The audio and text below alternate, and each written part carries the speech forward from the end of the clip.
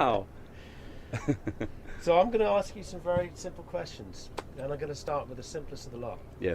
Hugh, what is God? Simple question, what is God? Take about a lifetime or lifetimes to work it out. I suppose, what is God? For me, is my idea of consciousness. God is not a thing, something you can necessarily see. It is within everything and outside of everything. So I believe that God, the absolute, whatever you want to call it, the self, is unchanging, is therefore pretty much everything I'm seeing has an element of God, but you couldn't call it God because everything changes. You, me, where we're sitting, this river, this planet has a life cycle, birth, death. But my feeling about God is that it exists beyond that, beyond those laws of nature. It was somehow, it is somehow separate to the laws of time, matter, space. And that's about as close as I've come to any realization of what God is. So you don't see God as a bearded chap up in the sky telling us to be good, and if we don't, we'll go to hell, and if we are, we'll come to heaven. I don't see God as a bearded chap, although I used to for many years. I was brought up in a Church of England family, went to Sunday school. My father's quite religious. He wasn't until he was about 26, I believe, maybe 28, and he went to a Billy Graham crusade and was converted with my mum. My mum did the usual thing, which is after about 6 months started to, wean off it a little bit. My father never did, and is incredibly religious and goes to church every week, and in fact has done almost sort of missionary work after he retired as an accountant. So I was brought up with a very strict Protestant view of what God is and our place next to God.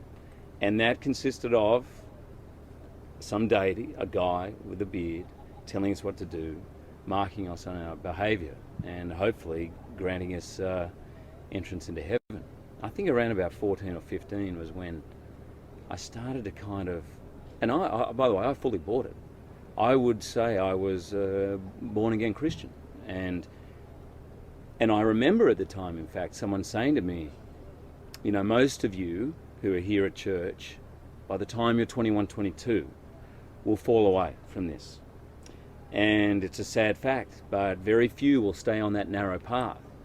And I remember thinking, there's no way I'll be one of those. There's no way. I'm not going to fall away. I'm not going to do that. I'm not going to be one of those. And I have. But funnily enough, I probably feel like the path to discovering why we're here, who we are, what it's all about, is truly a narrow path. I don't think many people follow it.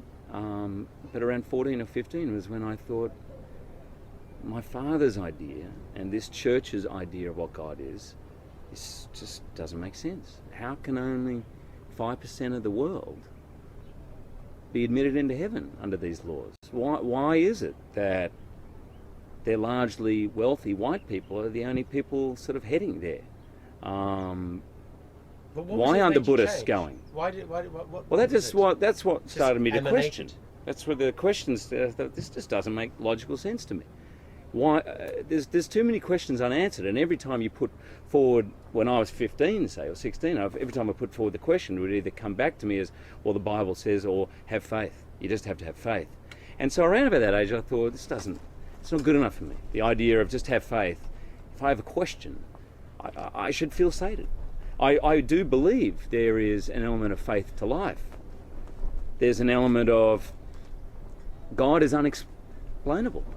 It is a concept that you can't put into words. I mean, it's, I think, a really interesting idea to make a documentary and ask people what they think what God is, because I don't believe you can actually explain it.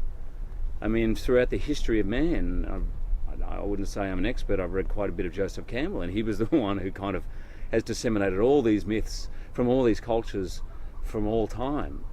And whilst there's similarities, they're all stories to try and explain the inexplicable, because we want to have some grasp of who we are and where we stand, but no one can actually say it because it's beyond words. It's an experience. God is an experience. Sorry, mate, I feel like you want to ask me questions, and I'll keep going. I think you're making a lot of sense. But I meditate. I was introduced to meditation about 15 years ago, and I meditate twice a day. And if I ever feel close to knowing what God is, it's somewhere in the boundary of that half-hour period, twice a day when I meditate.